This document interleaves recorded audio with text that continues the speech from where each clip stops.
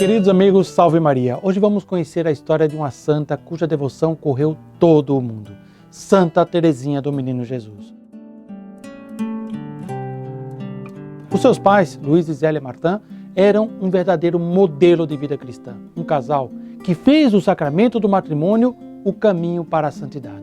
No dia 4 de janeiro, a graciosa menina foi levada ao batismo, onde recebeu o nome de Maria Francisca Teresa, tendo como madrinha a sua irmã mais velha, Maria Luísa. Mal havia completado seus 4 anos de idade, quando a pequena Teresa perdeu sua querida mãe. Voltando-se para a imagem de Nossa Senhora que tinha na sua casa, pediu a ela que passasse a ser sua mãe a partir daquele momento. Com a perda da esposa, o Sr. Luiz Martin resolveu mudar-se para Lisieux, porque ali ele tinha ajuda dos seus parentes para a educação das crianças. A prematura morte da sua mãe fez com que ela se apegasse muito à sua irmã Paulina, que elegeu para ser a sua segunda mãe. Quando, porém, Paulina entrou para o Carmelo, a jovem Teresa adoeceu. Curada pela Virgem do Sorriso, imagem da Imaculada Conceição que seus pais tinham em casa com muita afeição, tomou uma forte resolução de entrar para o Carmelo. Ela mesma afirma em sua autobiografia que desde os 3 anos de idade nunca recusou nada a Deus. Dotada de uma inteligência superior, treinada pelas experiências colhidas no caminho da provação, no caminho da dor, essa menina, com bem poucos anos, chegou a demonstrar uma admirável maturidade no julgar as coisas divinas e as coisas humanas. Quando ela tinha 15 anos, tomou a resolução de entrar para a Ordem do Carmo, cuja regra era uma das mais austeras da sua época. Certo dia teve uma visão um tanto profética, que muito a impressionou. Estando seu pai em viagem, Teresinha teve a impressão de ver diante de si um homem alquebrado, com a cabeça já coberta de cabelos brancos e com um véu espesso que cobria toda a sua cabeça. Tudo daquele homem, o traje, o andar, a figura, fazia crer que era o seu querido pai. Tomada de estranho temor, chamou por ele com voz trêmula: "Papai, papai, é o senhor?" Mas o personagem, assim interpelado, não dava sinais de ter ouvido aquelas palavras e continuou a andar. Afastando-se pelas alamedas do jardim, Teresinha nunca mais perdeu da memória essa visão, que era um presságio dos futuros padecimentos que o seu pai seria vítima. Efetivamente, o Sr. Martin, pelo fim da sua vida, sofreu diversos ataques de paralisia que comprometeram inclusive a luz do seu espírito, de tal modo que, durante 3 anos, foi preciso ser entregue aos cuidados de pessoas estranhas.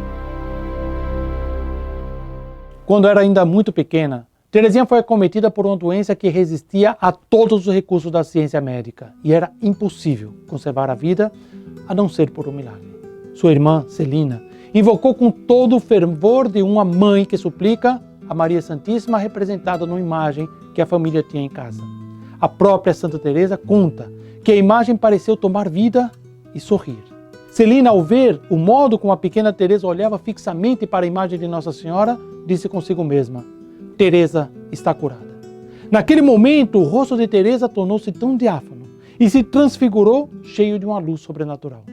As dificuldades para o caminho da vocação começaram muito cedo. A superiora do Carmelo não aceitou o seu pedido de ingresso porque ela tinha apenas 15 anos de idade. No dia 7 de novembro de 1887, se organizou em Paris uma peregrinação a Roma, na qual tomaram parte o Sr. Martin com as suas filhas, Teresa e Celina. A própria Santa Teresa nos conta: "Na manhã de domingo, do dia 20 de novembro, assistimos à missa com o sumo pontífice. Acabada a missa, principiou a audiência. Leão XIII estava sentado no trono elevado, vestido com uma batina branca e com a escravina da mesma cor. Ladeavam-no diversos prelados e as mais altas dignidades eclesiásticas." E continuou contando Santa Teresinha: "Cada um dos peregrinos ia por sua vez, ajoelhava-se, beijava primeiro o pé e depois a mão do Augusto Pontífice para receber a sua bênção. Em seguida, 2 guardas nobres, tocando a pessoa assim de leve com o dedo, significava que se levantasse para passar para outra sala e ceder o lugar à pessoa seguinte." E Santa Teresa continuou seu relato: "Ninguém dizia nada, mas estava resolvidíssima a falar com o Papa, quando o padre Reverone, que se pusera à direita de sua santidade, nos fez saber que estava proibido terminantemente que se falasse ao Santo Padre. Me voltei um pouco para Celina para interrogar a ela com um olhar. Entretanto, dava meu coração pancadas, que me fazia quase estalar. Fala, fala, dizia meu coração. E Celina olhava para mim como quem diz, sim, é para falar. Momentos depois, conta Santa Teresinha, eu estava ajoelhada diante do Papa.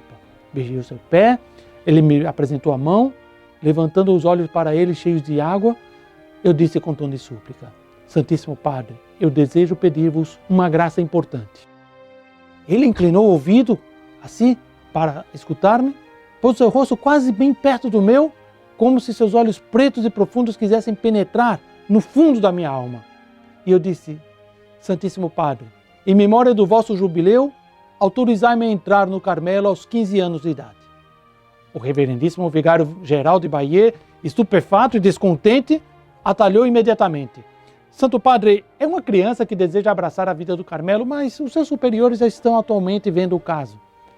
Pois bem, minha filha, disse o Papa, siga o que decidirem os seus superiores. De mãos postas, encostadas nos joelhos do Papa, conta ela, eu fiz a última tentativa. Santo Padre, é só dignar-vos responder sim, para que todos concordem. Ele me olhou fixamente e proferiu essas palavras, martelando cada sílaba com voz penetrante. Pois não, vamos, entrará, se assim aprouver a Deus. Continuou contando a própria Santa Teresinha, eu ia insistir uma vez mais quando se aproximaram 2 guardas nobres, acenando para que me levantasse. Ao verem que não bastava esse aviso, me agarraram pelo braço e o reverendo padre Reverone veio também ajudar a erguer-me, visto que ainda me deixava ajoelhada, com as mãos postas e apoiada nos joelhos do Papa. No momento em que eu era assim removida, o Santo Padre pôs suavemente a mão sobre os meus lábios, ergueu-os e depois de me abençoar por um largo espaço de tempo, me acompanhava com seu olhar. O dia 1º de janeiro de 1888 tirou Teresinha a final da incerteza. Foi nesse dia que a Madre Maria de Gonzaga lhe comunicou ter recebido a autorização do bispo para recebê-la imediatamente como postulante no Carmelo. No dia 9 de abril de 1888 entrou no Carmelo e em 10 de janeiro do ano seguinte recebeu o hábito. Horas antes da profissão religiosa, recebeu de Roma a bênção do Santo Padre, fato que a consolou muitíssimo, tendo durante o seu retiro espiritual experimentado a mais completa aridez. Deus permitiu que a sua serva, no dia que precedia a sua profissão, fosse horrivelmente perturbada por tentações a respeito da sua própria vocação. Ela conta, a minha vocação se me afigurou de improviso, como um simples sonho ou uma simples quimera. O demônio me inspirava a convicção de que a vida no Carmelo não me convinha de forma alguma e que eu estava enganando os meus superiores, metendo-me em um instituto para o qual não havia sido chamada. Tão densas se amontoavam as trevas contra a própria Teresa que eu cheguei a convencer-me de que não tinha vocação religiosa e que deveria voltar ao mundo. Amigos, foram angústias indescritíveis. E para dissipar essas angústias, Santa Teresa foi conversar com a mestra de noviças para contar a tentação que havia passado. Isso foi o bastante para voltar à sua calma e o seu sossego. Se procurarmos saber os meios que Santa Teresa empregou para chegar a tão alto grau de perfeição, que a Igreja, com ela todos os fiéis admiram, descobriremos 3. A oração, a mortificação e o amor a Deus. Com 24 anos, Teresa foi acometida pela tuberculose, doença que naquela época não tinha cura. Seus últimos dias foram de sofrimento inenarrável.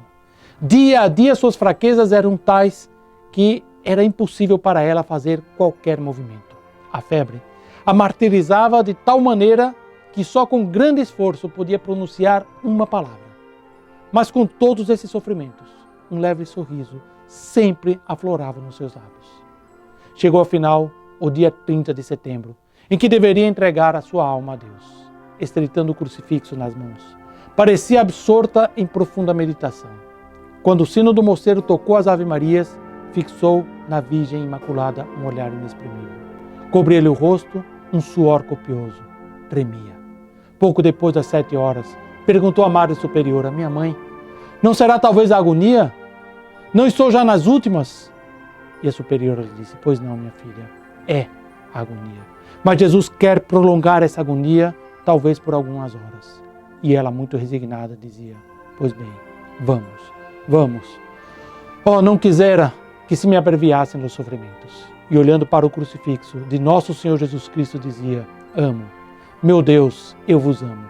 Foram estas as suas últimas palavras. Pronunciando-as, deixou cair sobre o leito, numa atitude semelhante à de algumas virgens mártires que se dispunham a receber o último golpe. De repente, ergueu-se, como se fosse para atender a uma voz misteriosa, abriu os olhos, fitou profundamente, com uma expressão de júbilo indizível, um pouco acima da imagem de Nossa Senhora. Isso durou mais ou menos a recitação de um credo, e a sua alma voou para as alturas celestes.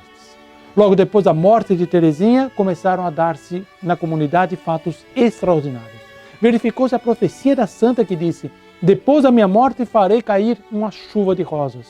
O mundo católico encheu-se de admiração pela santidade desta humilde carmelita de Lisieux, e Deus glorificou-a fazendo a benfeitora de toda a humanidade, como provam os milagres que aparecem às centenas. 13 anos depois da sua morte, procedeu-se a exumação do corpo, e nesta ocasião foi encontrada intacta e verde a palma que as religiosas tinham posto na sua mão. Santa Teresinha foi beatificada em 1923 pelo Papa Pio XI e no ano do jubileu de 1925 lhe deu a honra dos altares. As relíquias, depositadas na capela do Mosteiro do Carmelo em Lisieux, repousaram numa riquíssima urna de prata dourada oferecida pelos católicos do Brasil. Sua vida foi relatada por ela mesma em suas memórias autobiográficas, livro que lhes recomendo de todo o coração. Esse livro mudou a vida do professor Plínio Corrêa de Oliveira em sua juventude, levando-o a tomar a decisão de ser santo em toda a sua vida. Irmãos, tenhamos sempre presente que para ser santos só necessitamos duas coisas: a graça de Deus e a nossa decisão pessoal. A graça nós sempre podemos esperar e sempre podemos pedir na oração. A nossa decisão depende de nós. E o exemplo de Santa Teresinha nos ajudará a tomá-la com força, com coragem e com valentia. Nos vemos em um próximo programa, se Deus quiser. Compartilhe esse vídeo, mas sobretudo, compartilhe a sua experiência de vida dedicada a nosso Senhor Jesus Cristo e a sua Mãe Santíssima. Salve Maria!